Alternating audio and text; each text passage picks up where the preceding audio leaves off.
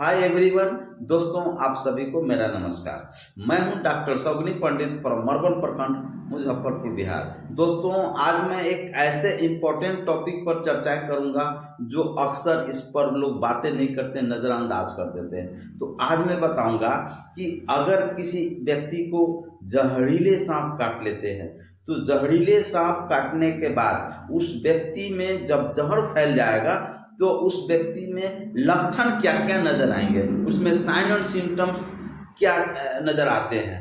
दूसरी बात है कि उस व्यक्ति को, उस जहर को कैसे हम रिमूव करें और उसकी जानें बचाएं। और दूसरा मैं बताऊंगा कि सांप आखिर काटते क्यों हैं। लोगों को सांप काटने के बाद जब बॉडी में विष फैलता है शरीर में तो उस व्यक्ति में नींद क्यों आता है। नींद के अलावा बहुत सारे ऐसे लक्षण हैं जो आपको दिखाई देने लगते हैं। और कहाँ पर लोग गलतियां करते हैं, लापरवाही करते हैं, जिसके कारण उस व्यक्ति की मौत हो जाती है जबकि उसकी जिंदगी बचाई जा सकती है। तो यह वीडियोस काफ़ी इम्पोर्टेंट होने वाला है। और अगर आप एक जिम्मेवार नागरिक है, अगर आप चाहते हैं कि लोगों को सांप काटने के बाद उसकी जान बचाई जाए और कैसे बचाई जाए, तो यह वीडियोज आप निश्चित ही पूरा जरूर देखें ताकि आप अच्छी तरह से समझ पाएंगे और जान पाएंगे। तो शुरू करने से पहले दोस्तों, अगर मेरा वीडियो पसंद आता है, अगर मेरा वीडियो अच्छा लगता है तो आप लाइक जरूर करें, सब्सक्राइब करें और वीडियो को अधिक से अधिक आप निश्चित ही शेयर करने का काम करेंगे। तो चलिए हम शुरू करते हैं। तो दोस्तों, पूरे दुनिया में लगभग 2500 से लेकर के 3000 प्रकार के प्रजातियां की सांपें पाई जाती है, ठीक है, जिसमें भारत में मात्र 200 से लेकर के 200 प्रकार के प्रजातियां की सांपें पाई जाती है। लेकिन सभी सांपों में उतना विष का वेव नहीं होता है, उतना जहर नहीं होता है जितना कि आप सोचते हैं। मात्र 4 ही एक ऐसे सांप है, ऐसे जहरीले सांप है जो काट लिया तो उसकी मौत, अगर समय रहते उसका प्राइमरी चिकित्सा नहीं किया गया, उसका प्रॉपर वैक्सीनेशन नहीं दिया गया तो उसकी मौत 100% तय है, मौत निश्चित है। तो उसी पर तो मैं बातें करूंगा कि उसकी लाइफ कैसे बचाया जाए। दोस्तों, जिसमें पहला आता है किंग कोबरा, जिसको हम नाग कह सकते हैं, गेहूमन कहा जाता है। वो एक ऐसा सांप है कि वह समझने की सांप को खा जाता है, सांप को भी खा जाता है, ठीक है। तो वह सांप ऐसे नहीं करता है, पहले आपको फुफकारता है। फुफकारने के बाद जब आप लापरवाही करते हैं, पहले जाने कि सांप काटता है तो क्यों काटता है। कई एक रीजन है सांप काटने का, जिसमें पहला रीजन है, जैसा कि लोगों का मानना है कि अगर आपकी काल आ गई तो आपको काट लेता है, जो कि काल की बात है, जिसे कि लोगों को मानना है। दूसरा रीजन है काटने का है कि अगर आपका पैर, आपका शरीर का कोई अंग उसके शरीर से टच कर गया, जैसे लात पड़ गया, उसको काटेगा, दूसरा हो गया। और तीसरा भय से काटेगा। और चौथा करेगा शिकार के लिए। और पांचवा गुस्सा में। और छठा उसकी भूख रहेगा तो काटेगा। और सातवां काटेगा जब उसके शरीर में विष का वेव अधिक होगा तो काटेगा। आठवां काटने का रीजन होता है कि वह अत्यधिक क्रोध में है, गुस्सा में है और वो अपने बच्चों को रक्षा करने के लिए, खुद को लाइफ सेव करने के लिए, उसको लगता है कि हमें यह इंसान मार देगा, तो उससे अपने बचाव के लिए वह आपको सांप काटता है। यह सब रीजन होता है सांप काटने के लिए, नहीं तो ऐसे वह जल्दी सांप नहीं काटता है, ठीक है। ये हुआ रीजन। तो हम बात कर रहे थे 4 ऐसे सांपों के बारे में जिसमें विष अधिक होता है।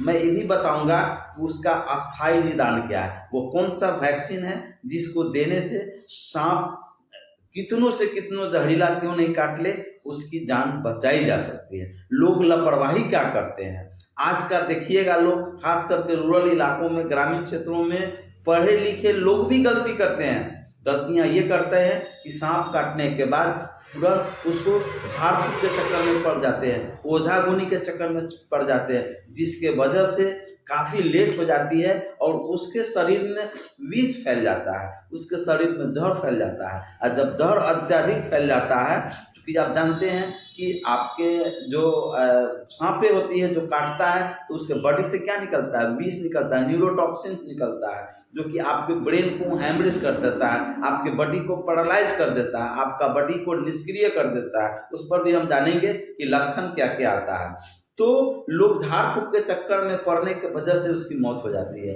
हाँ, कहाँ बचता है, जब किसी सांप ने काटा, उसमें विष की मात्रा कम है या तो फिर उसमें विष नहीं है, ऐसे में उसे सांप काट लिया तो झाड़ फूक वाला अपना ववाही लूटने के लिए शुरू कर देते हैं बोलना कि मैंने इसको झाड़ फूक करके उसकी जिंदगी बचाई है, सांप काटने वाले को काट लिया है इसलिए मैंने झाड़ करके उसको ठीक किया, जबकि ऐसी बात नहीं है। यह सब मूर्खता है, यह सब लापरवाही है। ऐसे में आपको तुरंत चिकित्सक से मिलना चाहिए, प्राइमरी चिकित्सा करके बिना देर किए हुए आपको अस्पताल की ओर मूव करना चाहिए। मैं बताऊंगा कहाँ पर इसका बेहतर ट्रीटमेंट है, जहाँ जहाँ आपको सुइया इंजेक्शन उपलब्ध रहते हैं और उसको एट अ टाइम सिम्टम्स के आधार पर उसका इंजेक्शन दिया जाता है। और प्राइमरी चिकित्सा कैसे करेंगे उस पर भी बात करते हैं।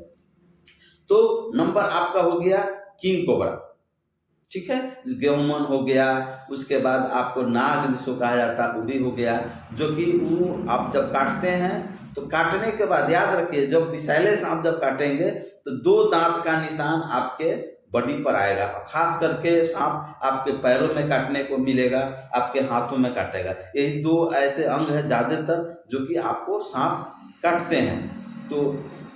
तो आपका ये हो गया किंग कोबरा, जो कि काटने के बाद अत्यधिक विष का वेग होता है, जिसके वजह से उसको उस व्यक्ति की समय पर इलाज नहीं होने से 45 मिनट के अंदर में उसकी मौत हो जाती है। ब्रेन हैमरेज कर जाता है, पैरालाइज हो जाता है, अनकॉन्शियस हो जाता है, रोगी नींद आने लगता है। इस तरह से बहुत सारे सिम्टम्स आते हैं।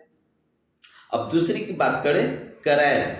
करैत एक ऐसा सांप है जो कि कहीं भी आपको मिल जाए, जैसे दीवार में, झुग्गी झोपड़ी में, कहीं ऐसा घर है जहाँ साफ सफाई अच्छा से नहीं होता हो तो वहाँ पर ही आपको सांप मिल जाएंगे। और ज़्यादातर करैत ग्रामीण क्षेत्रों में काटने में ज़्यादातर जिम्मेदार है। तो करैत अगर काट लेता है, उसमें भी अगर लापरवाही करते हैं तो उसकी भी मौत 45 मिनट के अंदर में होना लगभग तय है, क्योंकि वह भी काफ़ी विषैले होते हैं। जब काटते हैं तो वो न्यूरोटॉक्सिन पैदा करते हैं जो आपके बॉडी को ब्रेन हैमरेज कर देते हैं, आपका बॉडी पैरालाइज हो जाता है, आपका जो है आंखें का जो कुल्ली है वह धीरे धीरे बंद होना शुरू होता है। आपको लक्षण की बात करें तो उसमें आपका लक्षण आएगा कि पीपुल्स धीरे धीरे आपको देखेंगे, आंख की जो कुल्ली है न हो जाएगा और नींद आने लगेगा, है ना, सर में चक्कर आने लगेगा, घबराहट होने लगेगा, है ना। इस तरह से उसमें बहुत सारे ऐसे लक्षण हैं जो कि आपका आना शुरू हो जाता है। तो नंबर 2 हो गया। नंबर तीसरा बात करें तो तीसरा में होता है स्केल्ड वाइपर। वो भी एक ऐसे सांप है जो कि काफ़ी जहरीला, काफ़ी विषैला होते हैं। और मुख्य देखिए दोस्तों, सांप का जो प्रिय भोजन क्या है, आपका रैट होता है, ठीक है, रैट है। इसके अलावे भी कई छोटी छोटी जानवर हैं जिसको वह काट लेते हैं और ज़्यादातर मुख्य भोजन उसको आप देखेंगे कि रैट आता है, ठीक है। तो आपका जो है स्केल्ड वाइपर होता है। उसके बाद होता है चौथा सांप है रसेल वाइपर। ये भी सांप काफ़ी डेंजरस होता है। ये अगर सांप काट लेता है तो उस व्यक्ति की मौत निश्चित है। तो ऐसे में दुनिया का जितना भी सांप हो, जहरीला क्यों न हो, सभी के काटने पर जो है, चाहे जो भी सांप रहे, काटने के बाद इंसान की जिंदगी बचाई जाएगी। कब? जब उसको समय रहते प्राइमरी चिकित्सा करके, बेहतर चिकित्सा है तो उसको अगर अस्पताल नहीं ले जाते हैं तभी उसकी मौत है, जब ले जाते हैं तो उसकी मौत निश्चित ही नहीं होगी। तो शुरू करते हैं कि आप प्राइमरी चिकित्सा कैसे करेंगे सांप काटने के बाद? तो प्राइमरी चिकित्सा के रूप में आपको सबसे पहले आपको काटे गए एरिया को उसको अच्छी तरह से वॉश करना है, धोना है, साबुन से धोना है, पानी से धोना है। धार वाले जो पानी का नल का जो पानी होता है जिसमें धार होता है उसको अच्छी तरह से वहाँ पर आपको वॉश करना है, धोना है।